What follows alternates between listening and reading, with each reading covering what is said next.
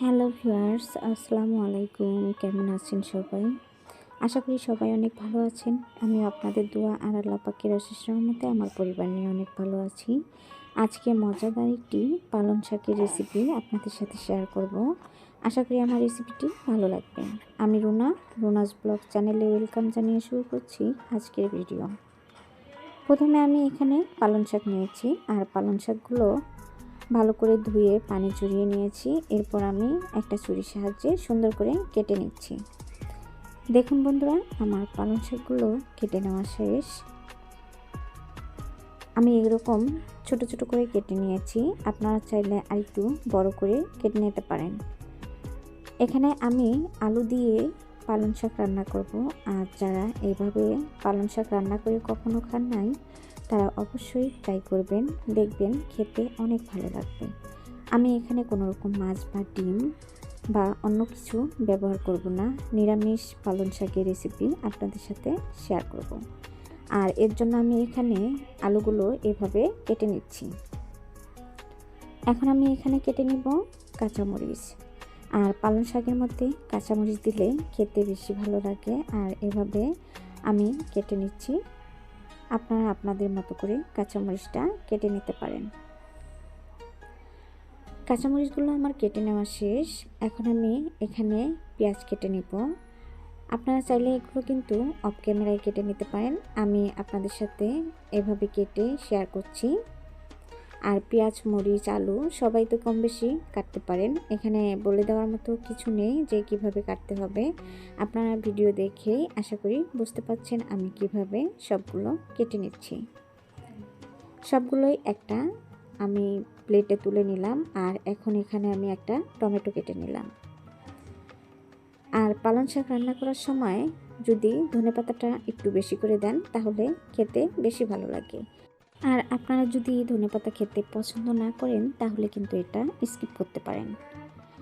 আমি এই যে ধনেপাতাগুলো কেটে নিয়েছি, দেখুন। এখন আমি এটা আরেকটা প্লেটে তুলে নেব। আর চুলায় একটা টপার বসিয়ে এখন পরিমাণ মতো তেল দিয়ে নেব। আগে থেকে যে আলুগুলো আমি কেটে রেখেছিলাম সেগুলো এখন তেলের মধ্যে দিয়ে দেব।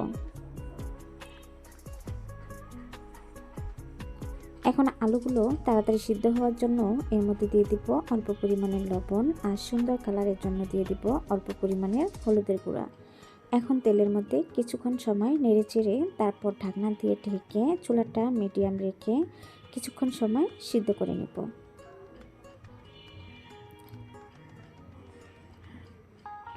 আবারও একটু নেড়ে চেড়ে আবারও ঢাকনা দিয়ে ঢেকে তারপর কিছুক্ষণ সময় সিদ্ধ করে নেব। আমার এখন আলুগুলো প্রায় সিদ্ধ হয়ে গিয়েছে। আর আমি একটু লাল লাল করে সুন্দর করে ভেজে নেব।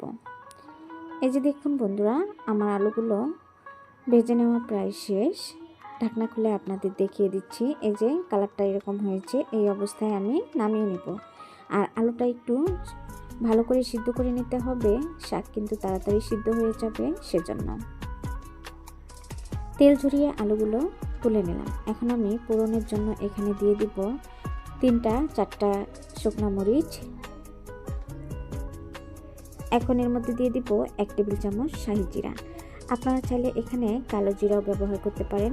আমি শাহি জিরাটা দিয়েছি, আর এর থেকে সুন্দর একটা ফ্লেভার আসবে আর খেতে অনেক ভালো লাগবে। আমি যে পেঁয়াজগুলো কেটে রেখেছিলাম সেগুলো এর মধ্যে দিয়ে দিলাম কাঁচামরিচ কাটা। আর এখন অনবরত কিছুক্ষণ নেড়ে চেড়ে তেলের মধ্যে সুন্দর করে এগুলো ভেজে নেব।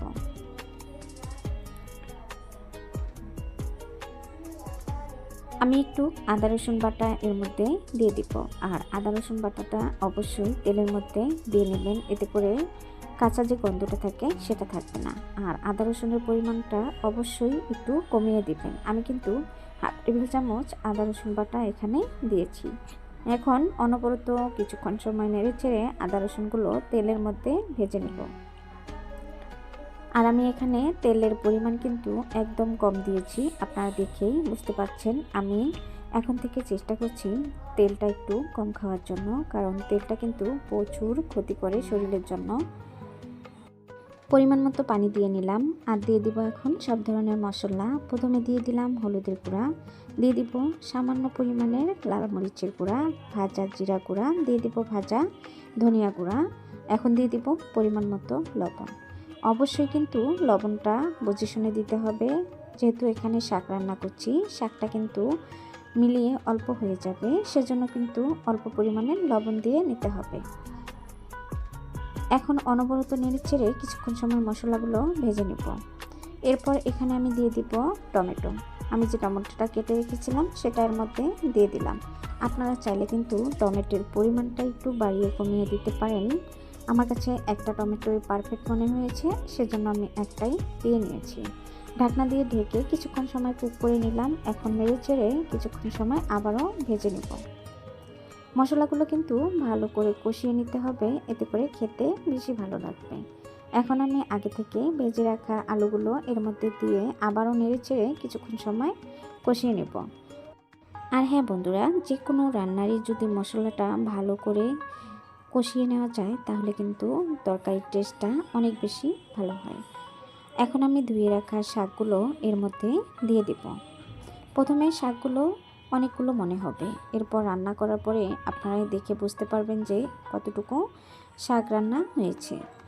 আপনারা যদি কেউ এভাবে পালং শাক কখনো রান্না করে না খেয়ে থাকেন তাহলে অবশ্যই আমার এই রেসিপিটি ফলো করে একদিন রান্না করে দেখবেন, খেতে লাগবে অসাধারণ।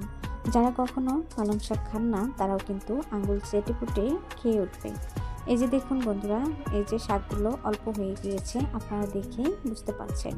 এভাবে নেড়ে চেড়ে আবারও ঢাকনা দিয়ে ঢেকে আমি আবারও কিছুক্ষণ সময় রান্না করে নেব।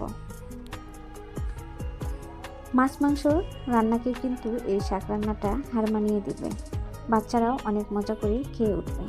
এখন এর মধ্যে দিয়ে দিলাম কেটে রাখা ধনেপাতা।